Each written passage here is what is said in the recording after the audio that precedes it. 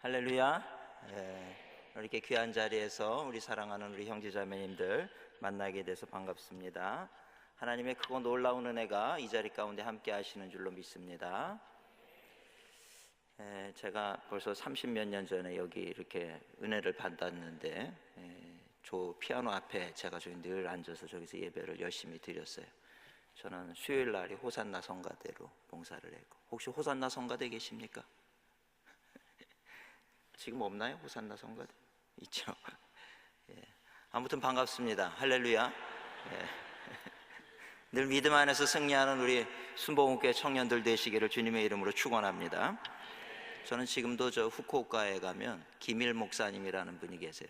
그분이 여기 순복음교회 전도사님 하시고 또 목사님 하시던 분인데, 일본에서 또 큰 목회를 하고 계시는데, 늘 우리가 지금도 이렇게 교제하면서 또 일본 선교를 위해서 열심히 또 헌신하고 있습니다. 참 귀하게 믿음의 유업을 이어가는 이 순복음교회 목사님들이 많이 계셔요. 우리 이곳 가운데 있는 우리 청년들 가운데도 앞으로 또 주의 종들이 또 많이 나오게 될 줄로 믿습니다. 그랬을 때 귀하게 사역하고 하나님 앞에 영광 돌리는 우리 모든 청년들 되시기를 주님의 이름으로 축원합니다. 사람은요, 자기의 생각에 지배를 받게 돼 있어요. 내가 어떤 생각을 하느냐에 따라서 지배를 받습니다. 내가 참 부족하다 그러면 우리 행하는 그 모든 것들이 부족한 그런 일들을 하게 돼요. 난 할 수 없어라고 생각하면 못하게 되는 거죠. 생각의 지배를 받는데, 우리 이 생각을 다스리는 게 뭐냐 하면 바로 교육이에요.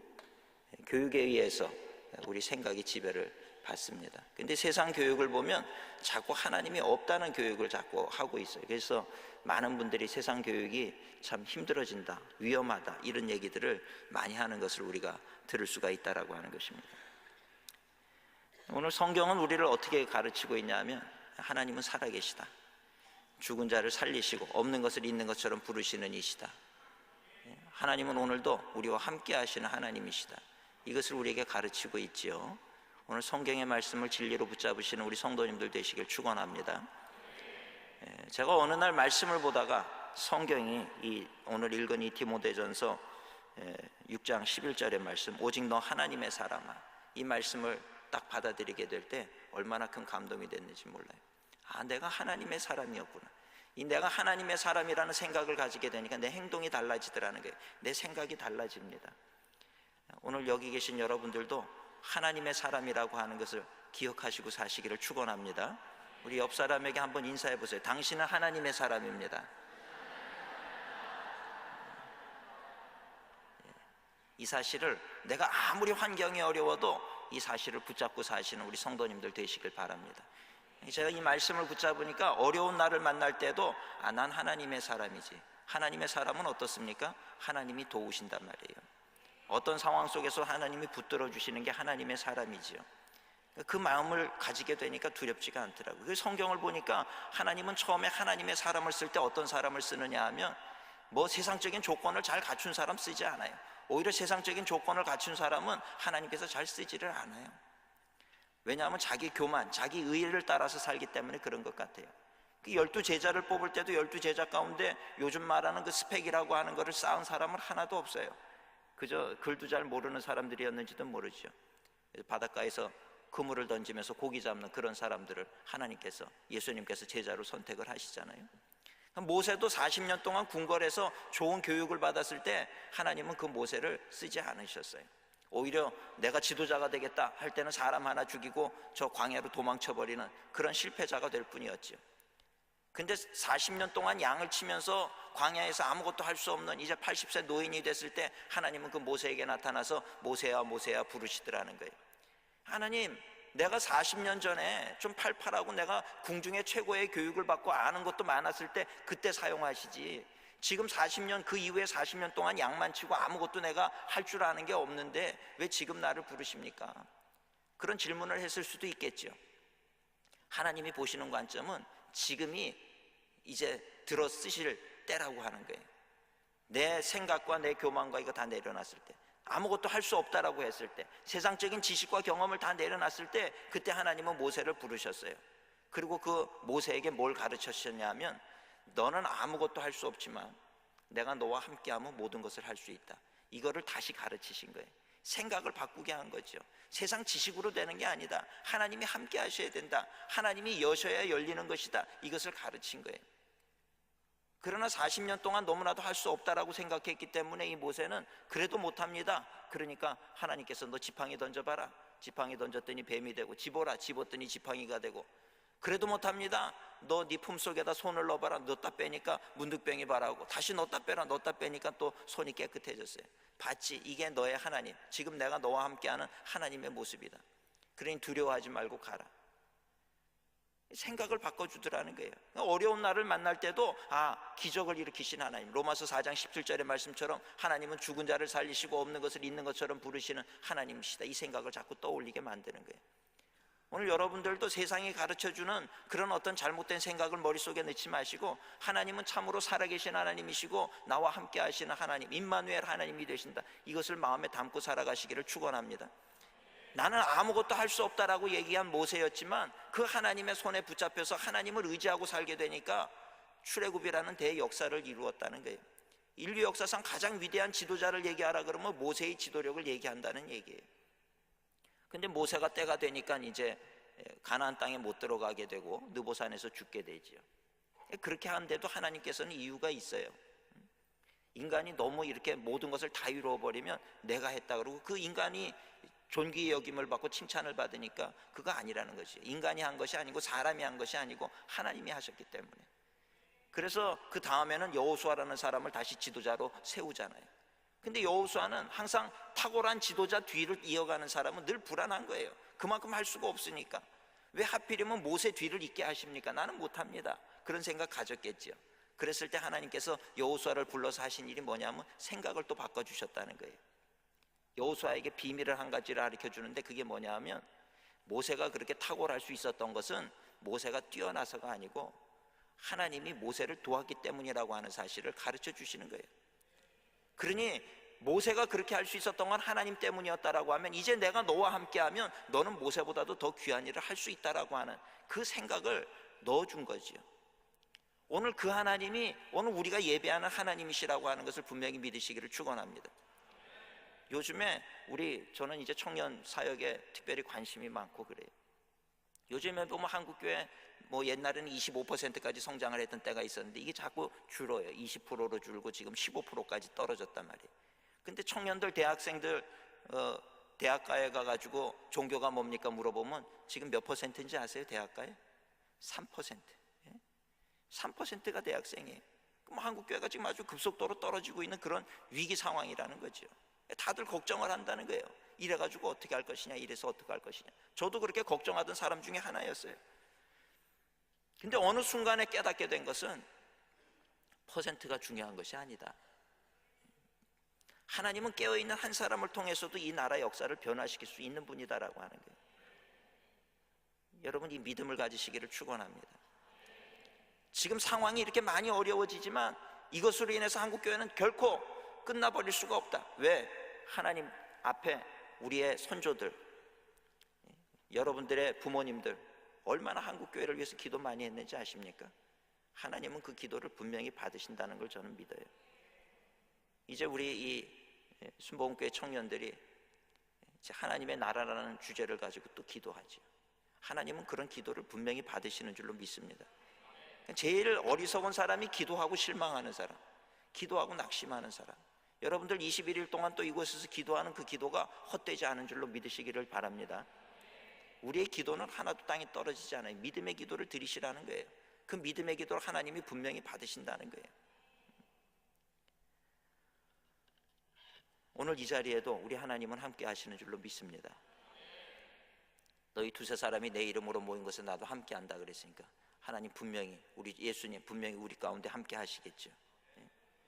오늘 우리가 늘 살면서 그 주님을 바랄 수 있는 우리 성도님들 되시기를 주님의 이름으로 축원합니다. 하나님의 사람은 어떤 사람인가? 여러분, 결론을 말씀을 드리면 요즘에 그 리더십이라는 거 많이 얘기해요. 리더십, 그렇죠? 리더십. 그래서 리더십을 갖춰야 된다. 서점에도 가보면 리더십에 관한 책이 얼마나 많은지 모릅니다. 하나님의 사람은요, 리더가 아니에요. 스펙을 많이 쌓고 이런 사람이 리더가 아니에요. 그런 리더를 가리켜서 하나님의 사람이라고 얘기하지 않아요. 하나님의 사람은 먼저 제자가 돼야 돼. 예수님을 따르는 자가 돼야 돼. 오늘 우리 성도님들은 세상적인 방법으로 세상을 이기려고 하지 마시고 예수님을 따르는 예수님의 제자들이 되시기를 주님의 이름으로 축원합니다.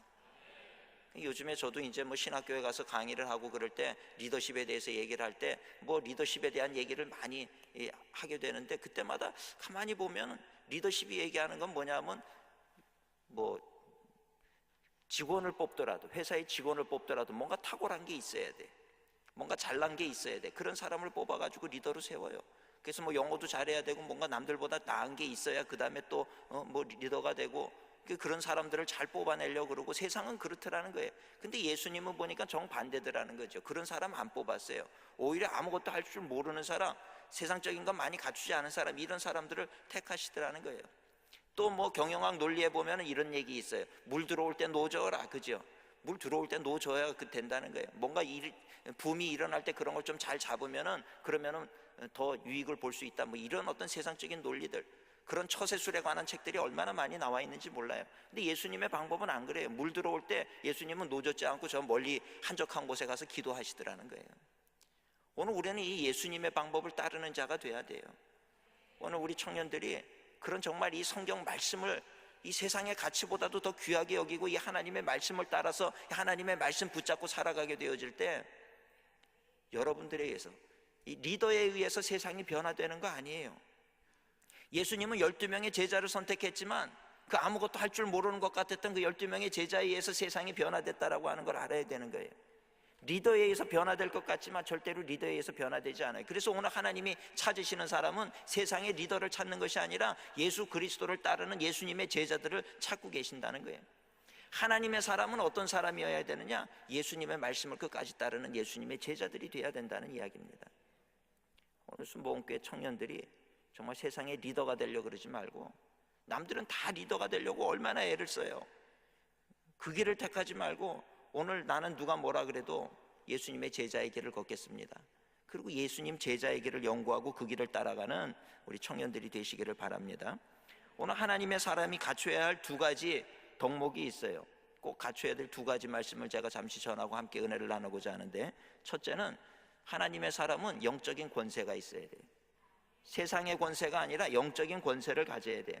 오늘 6장 12절에도 보면 하나님의 사람으로 부름받은 이유는 믿음의 선한 싸움을 싸우기 위해서라는 거예요. 믿음의 선한 싸움은요, 세상의 싸움이 아니에요. 영적인 전쟁을 의미하는 거예요. 그러려고 그러면 영적 권세를 갖는 자가 돼야 된다는 것입니다. 근데 이 영적 권세 어떻게 해야 생길까요? 이건 다른 방법이 없어요. 말씀과 기도로 생겨지는 줄로 믿습니다. 그래서 오늘 우리가 하나님의 말씀을 주야로 묵상하는 자가 돼야 돼요. 시편 1편에 복 있는 사람은 여호와의 율법을 즐거워하여 그 율법의 말씀을 주야로 묵상하는 자로다. 하나님의 말씀을 주야로 묵상해야 돼요. 근데 이 하나님의 말씀이 어떤 말씀인지 아십니까? 천지를 창조하신 말씀이잖아요. 빛이 있으라 하심에 빛이 있었어요. 무에서 유가 창조된 말씀이에요. 오늘 또 이 말씀은 히브리서에 의하면 살아있고 운동력 있는 말씀이라 그랬어요. 이 말씀은 죽은 말씀이 아니에요. 살아있는 말씀이라는 거예요. 또 이 말씀이 바로 육신이 돼서 오신 분이 예수님이에요. 예수님은 생명의 근원이 되시는 분이시죠. 말씀은 생명을 의미하는 거예요. 그래서 오늘 이 말씀을 우리가 묵상하고 읽을 때 우리 안에서 생명력이 충만해지는 거예요. 이걸 믿으시기를 축원합니다. 이 말씀이 우리 안에 들어오게 될 때 우리가 명령하는 대로 창조의 역사가 일어나고 우리가 명령하는 대로 생명의 역사가 일어나는 거예요. 권세 있는 말씀이기 때문에 이 말씀을 가지고 우리가 명령을 할 때 악한 영이 떠나가고 죄와 저주의 사슬이 끊어지는 역사가 이루어지는 줄로 믿습니다. 이 말씀을 많이 묵상하는 것이 영적인 권세를 얻는 비결이라는 거예요. 영적인 권세는 다른 것으로부터 주어지는 것이 아니고 하나님의 말씀을 주야로 묵상할 때 역사가 일어나요. 이 말씀이 우리 안에 녹아지기 시작할 때, 이 말씀이 살아 역사하는 운동력이 될 때 악한 영이 두려워서 떠나가는 그런 기적의 역사들이, 놀라운 역사가 일어나는 줄로 믿습니다. 저 카나다 위에 바핀 아일랜드라고 하는 땅이 있어요. 그 땅은 죽음의 도시예요. 많은 사람들이 그저 그냥 가보면 막 어둠컴컴하고 그런 곳이에요. 거긴 살인이 있고 뭐 폭력이 있고 도적질이 있고, 그래서 낮 시간에 사람들이 두려워서 여자들은 길을 다니지 못하는 그런 땅이 바핀 아일랜드라고. 근데 그 땅에 오래전에 영국의 선교사님이 한 분 그 땅에 갔어요. 복음을 전하러, 이 생명의 말씀을 전하기 위해서 간 거예요. 갔더니 뭐 누구도 뭐 그 복음을 받아들이려고 하지 않으니까 어린 중고등학생 아이들을 불러 모아놓고 그 말씀을 가르쳤어요. 이 말씀을 이제 들은 그 아이들이 이제 그 말씀을 매주마다 이제 교회 와서 듣고 그렇게 배우는데, 얼마 가지 않아서 1년도 안 돼서 이 선교사님이 그 북극 쪽이니까 거기는 북극 곰이 다닌단 말이에요. 그러니까 늘 이 긴 총을 메고 다니면서 곰이 나타나면은 자기를 해할 수도 있으니까 그 총을 메고 다녔는데, 그 물을 기를 때도 이 총을 메고 다닌 거예요. 근데 이 그릇에다가 물을 담으려고 이렇게 숙이다가 그만 이 총이 발사가 돼가지고 이 선교사님이 옆구리에 총에 맞았어요. 그래가지고선 이제 후송되긴 했는데 결국은 그 선교사님이 돌아가시고 말았어요. 그래서 영국 선교사님이 그렇게 복음을 전하다가 1년도 안 돼가지고 그렇게 돌아가셨어요. 아이들 몇 명에게 복음을 전하고. 그러니 어떻게 보면 그 땅에 선교하러 왔다가 실패한 것 같아, 생명만 잃은 것 같아, 이렇게 생각이 될 수가 있죠. 근데 몇 년이 지난 다음에 그 어린 아이들이 성장을 해서 청년이 됐어요. 청년이 되고 난 다음에 다시 그 동네에 있는 작은 교회에 그들이 모여서 기도를 하고 하나님의 말씀을 연구하기를 시작을 하는데, 오순절 마가 다락방에 성령이 임하듯이 그렇게 놀라운 성령이 임해버린 거예요. 그 기도가 일어나기를 시작하는데 얼마나 뜨겁게 기도가 일어나고 예수님의 이름을 부르면서 눈물을 흘리면서 통곡을 하면서 그렇게 기도가 일어났어요. 근데 그러고 났더니 더 놀라운 건 그 다음에 교회 안 다니던 사람들이 하나씩 둘씩 교회로 몰려오기를 시작을 하는데요, 그 마을 전체가 다 회개하고 교회 와가지고 울부짖기를 시작을 해요. 근데 교회가 작으니까 옆에다가 교회를 또 하나를 세우고 마을마다 교회를 세우기 시작하면서 그 바핀 아일랜드라고 하는 넓은 땅에 그 지역에 모든 사람들이 다 회개하고 돌아오는 거예요. 그 자기들이 먹던 술이며 뭐 잘못된 그런 서적이며 나쁜 책들 이런 것들 다 꺼내가지고 동네 마당에다가 쌓아놓으니까 산처럼 쌓이는 거예요. 거기다가 불을 붙여가지고 그런 거 다 태워버리고 이제는 우리가 주의 말씀을 따라 살겠습니다. 하나님의 생명의 말씀이 떨어지니까 아무것도 아닌 것 같았는데 시간이 지나니까 거기서 생명의 역사가 일어나고 변화의 역사가 일어나더라는 거예요. 근데 놀라운 건 그렇게 회개하고 그들이 나와서 하나님 앞에 예배하고 난 다음부터, 그전에는 바닷가에 가서 그물을 던져도 고기가 안 잡혔어요. 산에 가도 꽃도 피지를 않았어요. 근데 그 회개하고 난 다음부터 보니까 산에 산양이 뛰어다니는 걸 보는 거예요. 새가 날아다니는 게 보이고요, 봄이 되니까 꽃이 피는 걸 보기를 시작을 하는 거예요. 바다에 가서 그물을 던졌더니 고기가 잡히기를 시작해요. 여러분, 이거 믿으시기를 축원합니다. 제가 이게 어떻게 이런 일이 일어날 수가 있는가, 그리고 성경을 봤더니 성경에 그렇게 기록이 돼 있더라고요. 여러분, 인간이 범죄를 하면요, 인간이 죄 가운데 있으면 어떤 현상이 벌어지냐면 땅이 저주를 받게 돼 있어요. 창세기 3장 17절에 보면 아담이 범죄를 했더니 하나님이 아담에게 뭐라고 얘기하냐면 땅이 너로 말미암아 저주를 받을 것이다, 그리고 땅이 너에게 가시덤불과 엉겅퀴를 낼 것이다, 이렇게 성경은 기록되어 있어요. 인간이 죄를 지면 땅이 저주를 받게 돼 있어요. 근데 역대하 7장 14절 말씀에 보면 우리가 잘 아는 말씀이죠. 내 이름으로 일컫는 내 백성이 스스로 겸비해서 기도하고 하나님의 얼굴을 구하면 하늘에서 듣고 우리의 죄를 사하시고 어떻게 한다 그랬습니까? 땅을 고치실 거라 그랬어요. 그러니까 회개라고 하는 건 그렇게 중요한 거예요. 그러니까 이 논리를 가지고 보니까 오늘날 북한이 왜 저주를 받는 나라가 됐는지가 우리가 알겠죠. 그 땅에 얼마나 많은 교회가 있었는지 몰라요. 근데 그곳에서 교회가 사라지고 하나님의 말씀이 사라져 버린 거예요. 그 땅이 저주를 받았어요. 95년도에는 300만 명이 죽게 되더라는 거예요. 여러분, 북한 땅이 회복되는 것은요, 다른 데 있지 않아요. 다시 그 땅에 하나님의 생명의 말씀이 들어가야 사는 거예요. 정치로 되는 게 아니고 경제로 되는 게 아니고 군사로 되는 게 아니고 그 땅 가운데 하나님의 복음의 말씀이 다시 떨어질 때 그 땅이 회복이 되는 거예요. 그 민족이 회개할 때 그 땅은 회복되는 역사가 이루어지게 되는 줄로 믿습니다.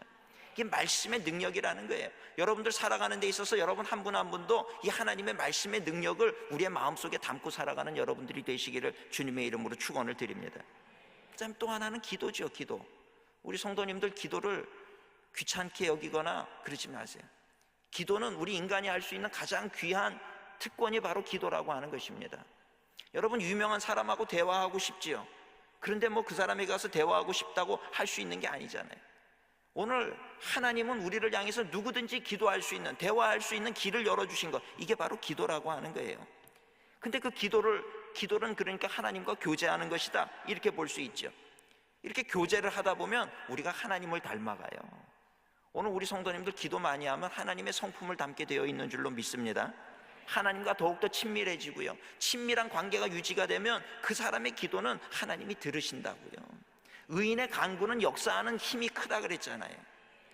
도대체 누가 의인이냐? 하나님과 늘 친밀한 관계를 맺는 사람이에요.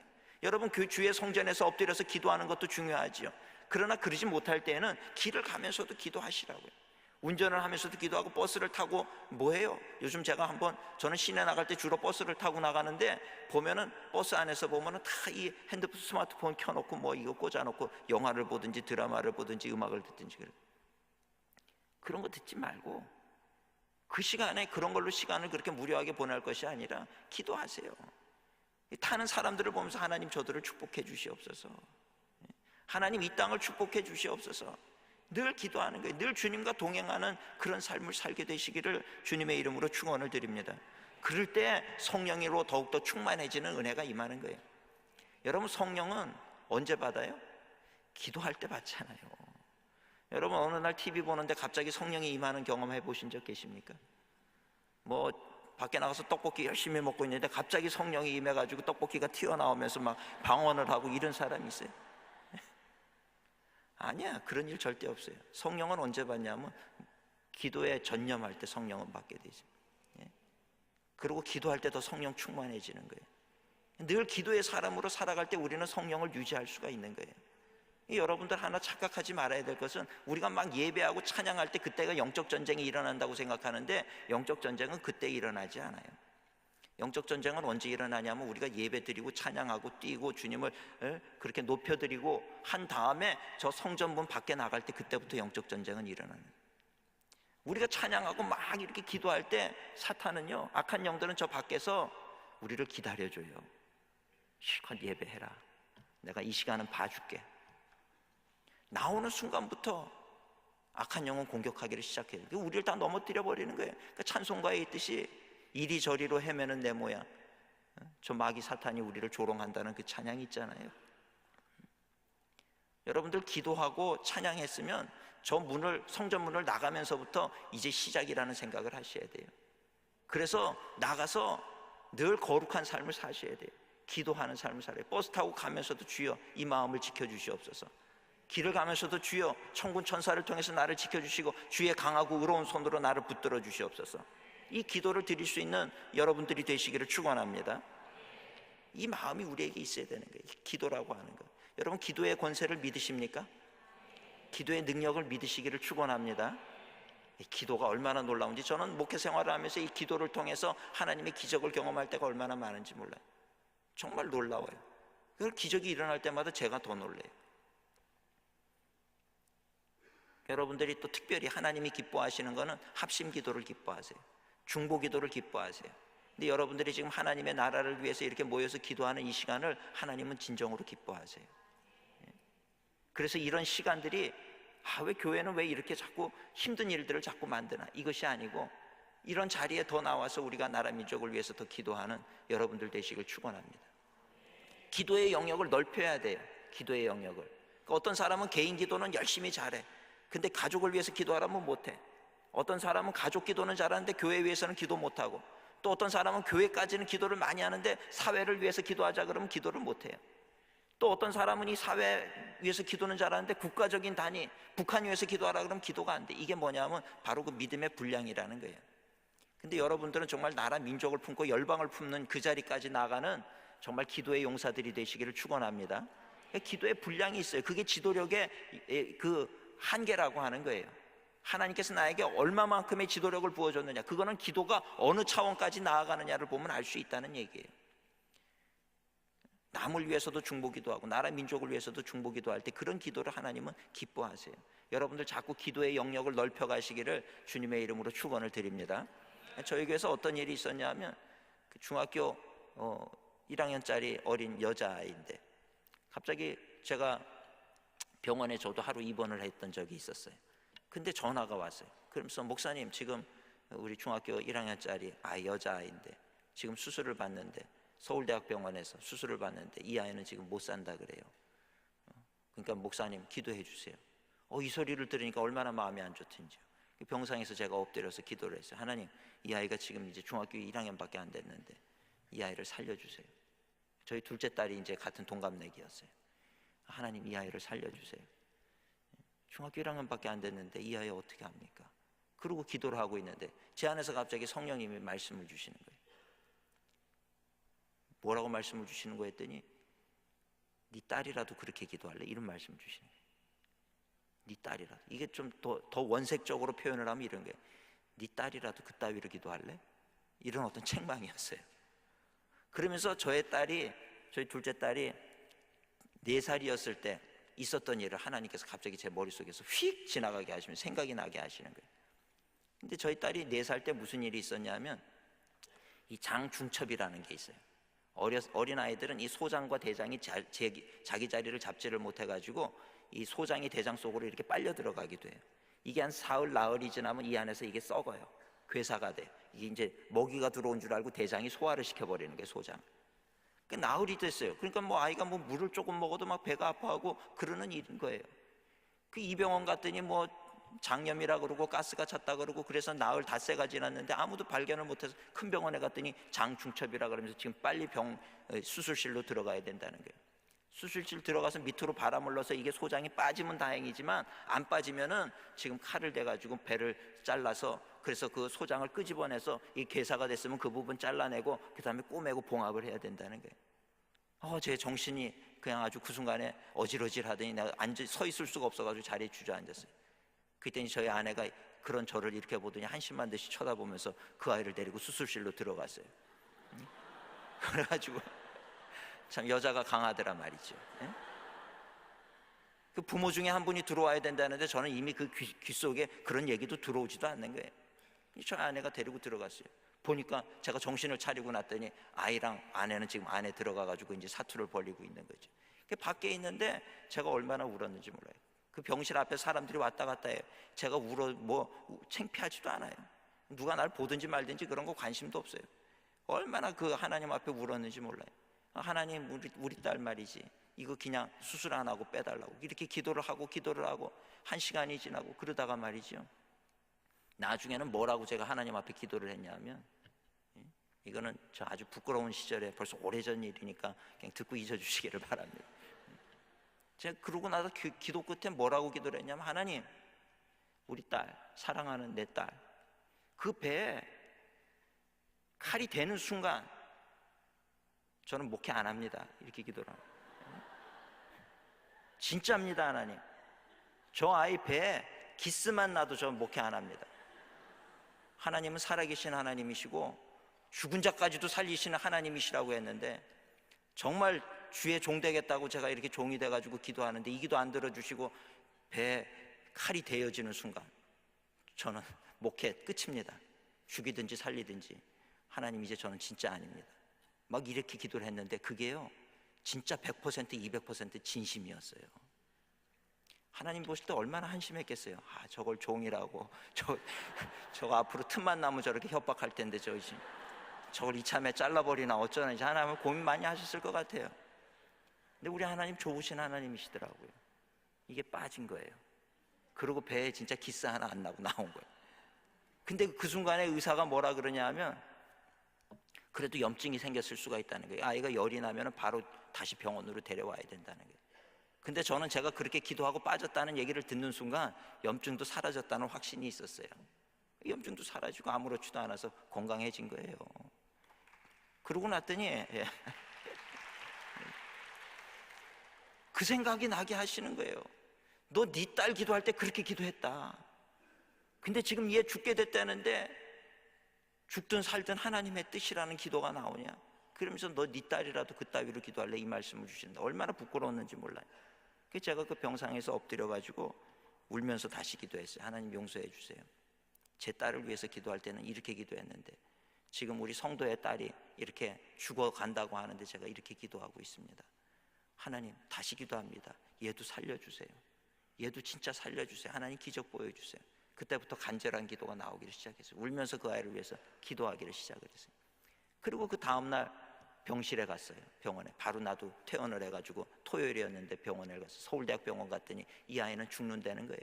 루푸스병에다가 폐혈증에다가 뭐 온갖 합병증으로 얘는 죽으니까 중환자실 가면 면회 시간이 있는데 얘는 24시간 아무 때나 와서 면회를 하라는 거예요. 그래가지고 그 면회를 하러 갔더니요, 온몸이 피멍이 들어가지고 퉁퉁 부어있고 냄새가 아주 시체 썩는 그런 냄새가 이미 나고 있어요. 눈알은 아주 샛노래가지고 살아날 가망이 없는 거예요. 그럼 목사님 왔다 그러니까 빨리 기도해 주시라 그래서 제가 가서 거기서 기도를 한 거예요. 하나님, 그걸 보면서 제가 눈물이 나더라고요. 기도를 했어요. 기도 끝나고 났는데 보니까 그 엄마도 발밑에서 울면서 기도를 하고, 그러고 나서 보니까 이 아이가 코마 상태에 빠져 있어요. 의식이 없는 아이인데 이 눈물이 이렇게 흘렀더라고요. 그래서 이 아이의 영혼이 듣고 있구나. 그래서 그 아이 귀에다 대고 하나님이 너와 함께 하신다. 너 끝까지 포기하지 말아라. 여러분, 코마 상태에 빠졌다고 못 듣지 않습니다. 다 들어요. 넌 지금 하나님이 살리신다. 하나님 붙잡아야 된다. 예수님이 너와 함께 하신다. 그렇게 얘기를 해주고 나왔어요. 그리고 그 다음날 주일이죠. 주일날 제가 이 얘기를 다 한 거예요. 그러면서 성도님들, 제가 지금 호주에 또 세미나를 가야 되지만 저 거기서 기도할 테니까 여러분들은 여러분들 있는 자리에서 기도하세요. 간곡히 부탁을 했어요. 그리고 목요일이 되고 금요일이 되니까 구역 예배 있잖아요. 우리 감리교에서는 속회라 그러는데 구역 예배 있잖아요. 그 예배 때마다 우리 성도님들이 다 기도를 한 거예요. 하나님, 이 딸 살려달라고, 자기 딸 살려달라는 심정을 가지고. 그런데요, 토요일 날 이 아이가 깨어났어요. 할렐루야.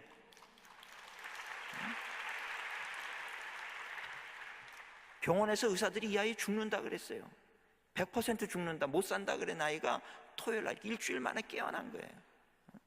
눈을 뜨고 깨어나서 의식이 돌아왔다는 거예요. 제가 토요일 날 그 의식 돌아왔다는 소리를 듣고 얼마나 마음이 기뻤겠어요. 그 주일날 가가지고 모든 성도님들한테 그 아이가 살아났다고. 여러분, 우리가 그 아이 살렸다고. 이 아이는 못 산다는 아이인데 살아났다고 그 얘기를 했어요. 그랬더니 많은 성도님들이 예배 끝나고 저한테 와가지고, 목사님, 우리가 금요일날 그 아이를 위해서 기도했어요. 속회 때마다 모여가지고 이렇게 손을 잡고 기도를 하는데, 그때 자기들 귀에 네 딸이라도 그렇게 기도할래? 이 소리를 다 들은 거야. 다 속회마다 네 딸이라도, 네 딸이라도, 네 딸이라도. 그래서 자기 딸처럼 정말 생각하고 속회마다 다 울음바다가 돼가지고 기도를 한 거예요. 그 기도가 사망을 생명으로 변화시킨 줄로 믿습니다. 살아나더라는 거예요. 제가 그걸 보면서 로마서 4장 17절의 말씀, 실로 하나님은 죽은 자를 살리시고 없는 것을 있는 것처럼 부르시는 하나님이시로구나. 여러분, 이런 기도의 체험들이 넘쳐나시기를 축원합니다. 얼마나 많은 사람들이 기도하느냐보다 얼마나 믿음을 가지고 하나님 앞에 우리가 합심해서 기도하느냐, 이것이 중요하다는 거예요. 하나님은 그 기도를 기다리고 계세요. 간절한 우리의 기도를 기다리고 계세요. 그런 기도가 기적을 만드는 거예요. 오늘 우리 순복음교회는 특징이 있죠. 신앙의 특징, 기도잖아요. 기도. 열심히 기도하고, 쉬지 않고 기도하고, 철야 기도하고, 산기도 하고. 저도 지금도 문제 있으면 저 오산리 금식 기도원 가가지고 기도하고 와요. 저희 아이가 첫째 아이가 척추 측만증으로 척추가 이렇게 휘어가지고 늘 아팠어요. 너무 아픈 거예요. 병원에 가서 이 추나요법 한다고 눌러대니까 아주 뭐 죽음의 고통을 체험을 하는 거죠. 너무 아파요. 자기가 너무 아프니까 어느 날 오더니 엄마한테, 엄마, 기도원 좀 갔다 오자. 오살리 금식 기도원 가가지고 기도하고 돌아오는데 척추가 쭉 펴져서 오는 거예요. 할렐루야.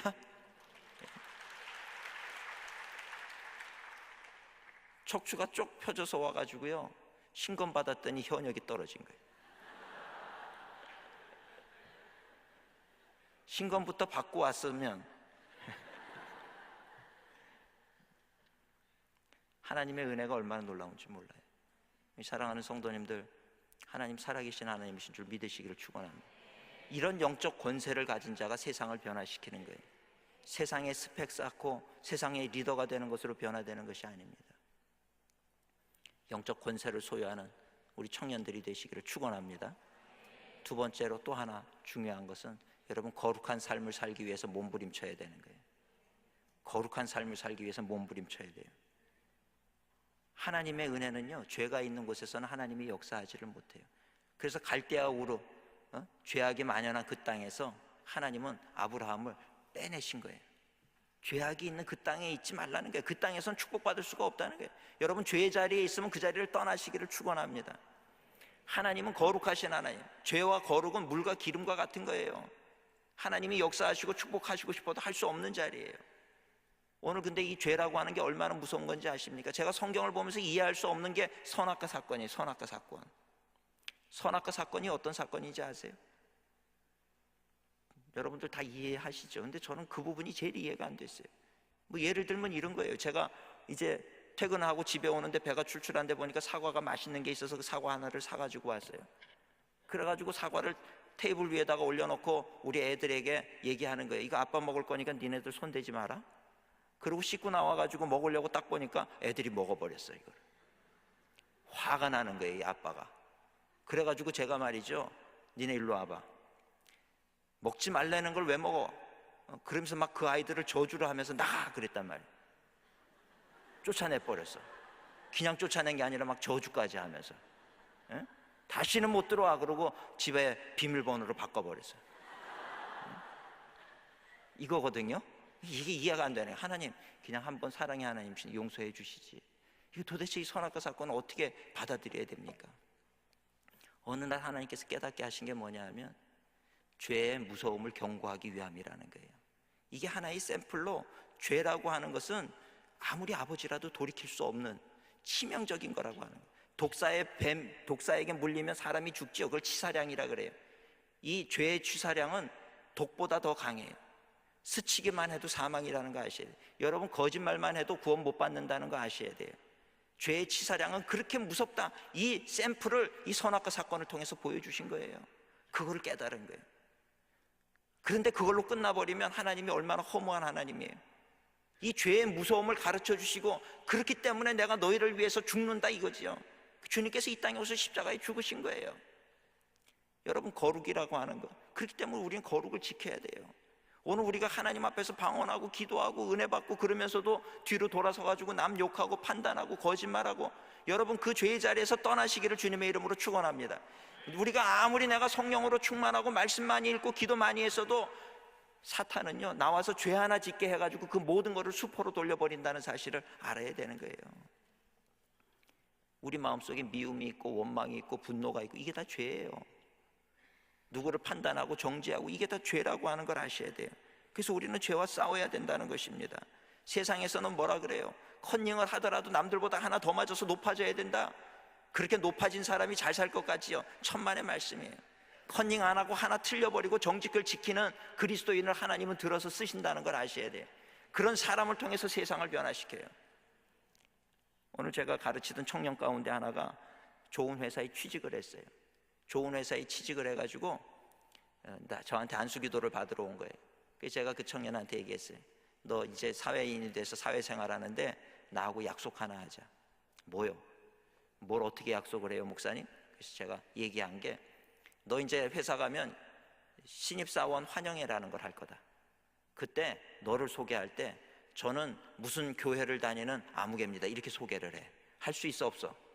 그랬더니 깨름직해 하면서 하겠습니다. 너 꼭 그거 지켜야 된다. 신입사원 환영회 할 때 네가 그리스도인이라는 걸 떳떳하게 밝혀. 그리고 직장생활에 숨지 말고 신입사원 환영회 할 때 만인이 있는 자리에서 꼭 그렇게 얘기해. 나랑 약속을 했어요.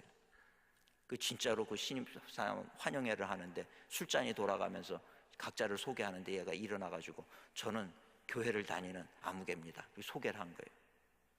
여러분, 직장생활 해본 사람은 알 거예요. 그 분위기가 얼마나 썰렁해지는지. 네?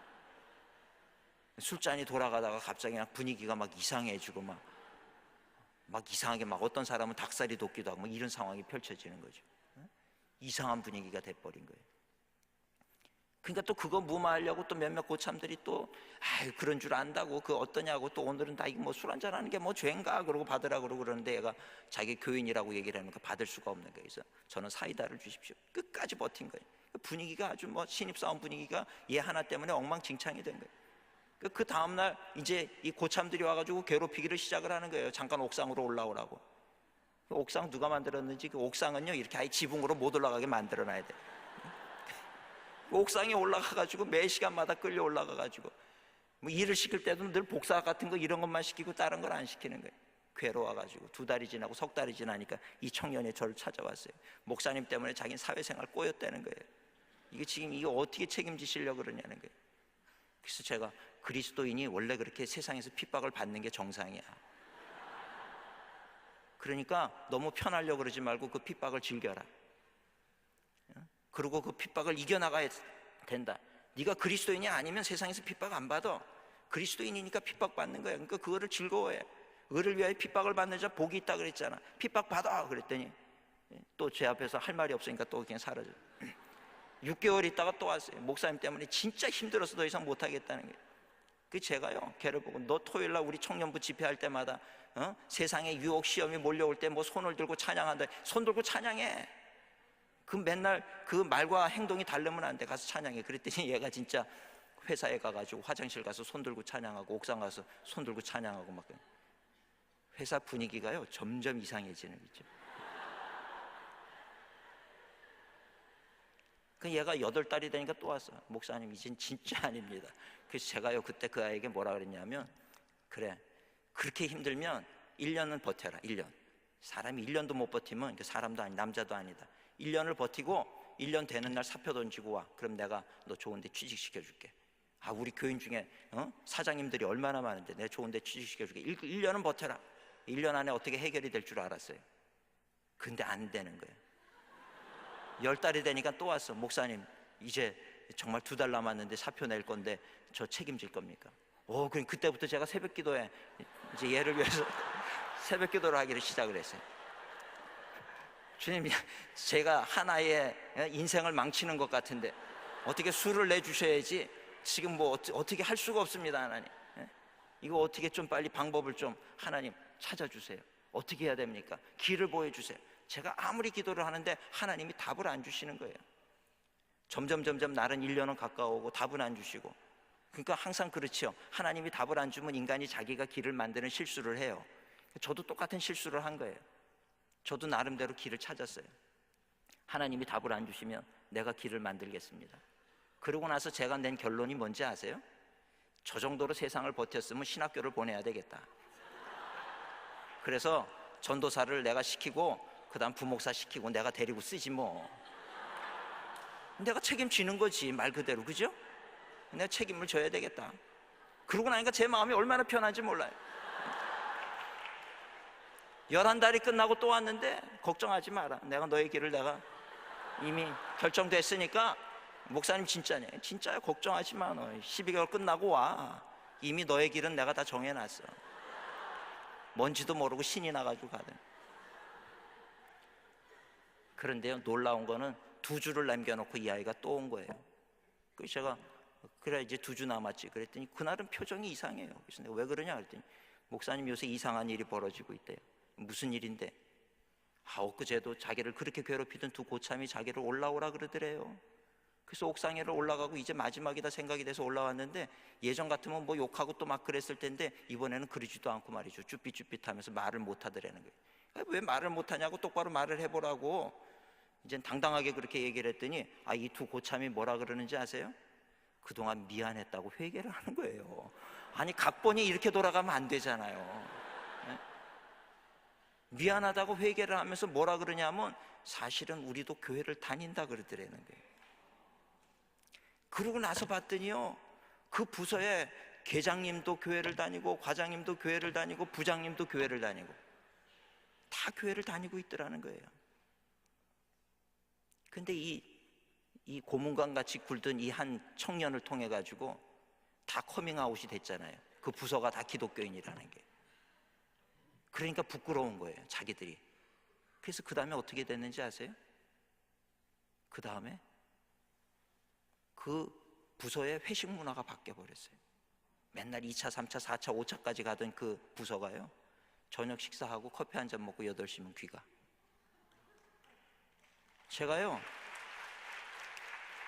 제가 그거를 보고 하나님이 이 아이를 통해서 보이고자 하고 말씀하시고자 했던 게 이거였구나. 여러분, 세상 변화시키는 건요, 우리가 핍박을 받는 것 같아도 거룩을 지킬 때, 여러분 그리스도인의 무기는요 절대 세상 스펙이 아니에요. 하나님의 말씀 붙잡고 내가 거룩을 지키는 것이, 그것이 하나님의 방법이고 그게 그리스도인의 무기라고 하는 걸 아셔야 돼요. 그걸로 인해서 세상은 변화되는 거예요. 여기 흙탕물이 있는데 이 흙탕물을 씻어내려고 더 센 흙탕물을 갖다가 틀어버리면 이 흙탕물이 깨끗해질 것 같습니까?